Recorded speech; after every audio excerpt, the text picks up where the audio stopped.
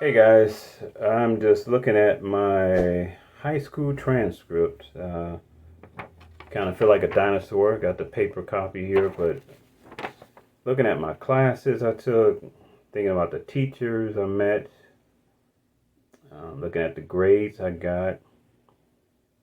4 years of my life, don't miss it.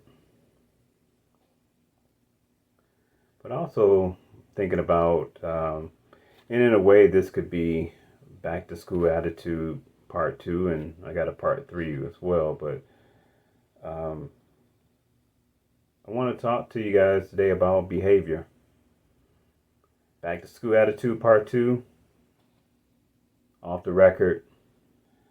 And why do I call this off the record? Well, I think about looking at all these courses I took and things I passed, things I didn't pass, I struggled in. I think through all this, my behavior, my attitude about things um, really had to go through transformation. In ninth grade, I flowed through high school. I'm looking at the grades, A's and B's, no problem. 10th grade, I struggled. I almost dropped out in 10th grade, and I can share that in another video.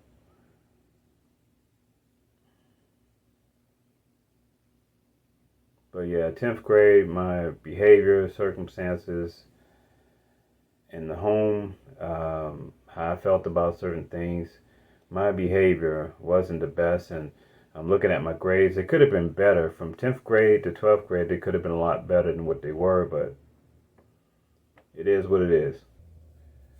So when you think about behavior, what do you think about? I think about attitude. The definition in your main dictionary is the way or manner in which you conduct yourself. And that is something that always needs to be worked on. It's a work in progress. Your behavior, getting to know yourself, your actions, how you should act, how you should respond in certain situations. It's always a nice growing pain you got to go through. Even when you think you've learned it, you still have to grow in your behavior. And of course, with that comes, if you're not checking it, how you cope with things can also be deadly.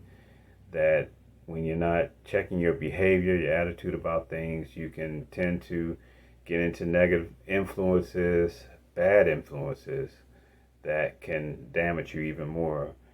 And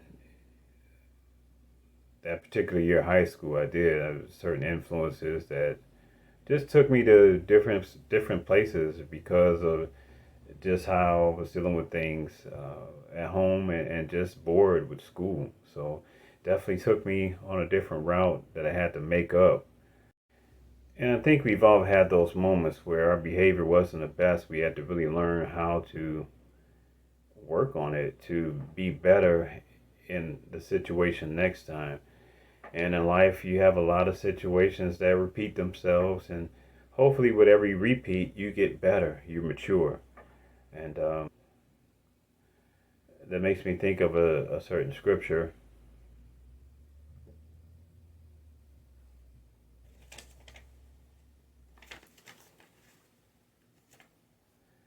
Matthew 18, I believe it's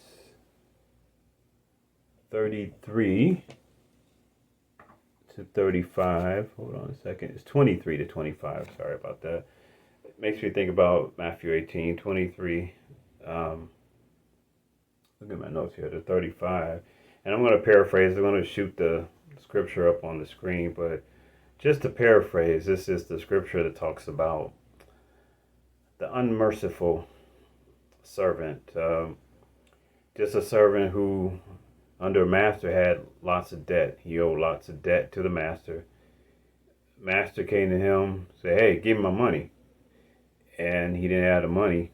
He didn't have the debt to be given. But the master forgave him, erased all the debt. He didn't owe any more debt. Now, there's people who he knows that owe him money. And so they come to him in the same way, I'm sorry, hey man, please forgive me. I need this. I can't pay you right now. So what does he do? Does he do the same thing? No. He mistreats them. He dogs them. He just treats them bad. And so word gets around to the master who forgave him, who erased all his debts. And so in return, the harsh treatment he gave others, it was given back to him because he refused to be merciful. And thinking about that, when I think about my behavior in the past, and even if it was yesterday, just if I did something stupid, or if I've done something stupid um, that I regret, yeah, it's a mistake. It's a mistake, and either I can choose to be forgiven, forgive myself, and go into forgiveness that God gives me, move on, or hold on to it. In the same way, when people are going through that themselves and they hurt me, am I going to be unmerciful to them? Am I going to be unforgiving to them? No, that's going to kill me. So the best thing to be is, when you're going through mistakes and learning, maturing in behavior, to forgive yourself, to remember that God forgives you, and to forgive others as they're learning in their behavior as well.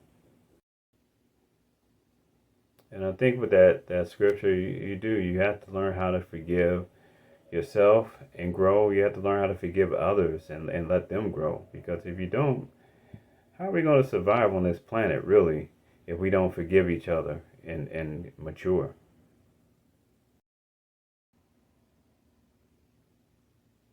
And think about how I coped with things back then, how damaging they were to me and to just others, and how I'm so glad that now is breathing room. We all make mistakes, and we all have to allow each other to grow from those mistakes and move on and be better and forgive each other. To sum it up, guys, I really think I want to share another scripture with you. Is in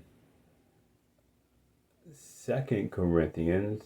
No, I'm sorry. Yeah, 2 Corinthians, chapter 6, verses 1 to 10, and where Paul talks about, and I'm going to paraphrase it. I'll show the scripture up here, but he just talks about going through life, good and bad, up and down, and just having just a steady flow of behavior, good behavior through that. He says in the scripture that, we leave no stumbling block. We have a ministry that leaves no stumbling block. And think about that with life. Have a life that leaves no stumbling block. And of course, you're going to make people stumble when you do stupid stuff in your behavior.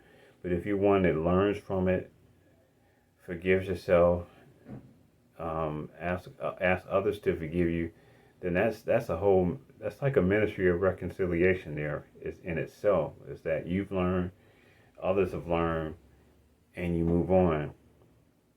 And with that scripture, it just shows a sense of maturity, that you want to show that you've grown in your behavior, and that you allow other people to grow in their behavior and be good people.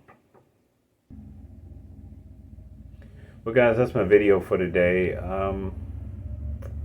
Back to school attitude, off the record, and really just, we can think that our behavior is undetected, but really it's very detected, and just in everything we do. So we have to be mindful that it's not something that we just let go. It's something that we always keep control of, because you don't know how having good behavior is going to help you in just in life in general. But it's better to practice good behavior instead of bad behavior.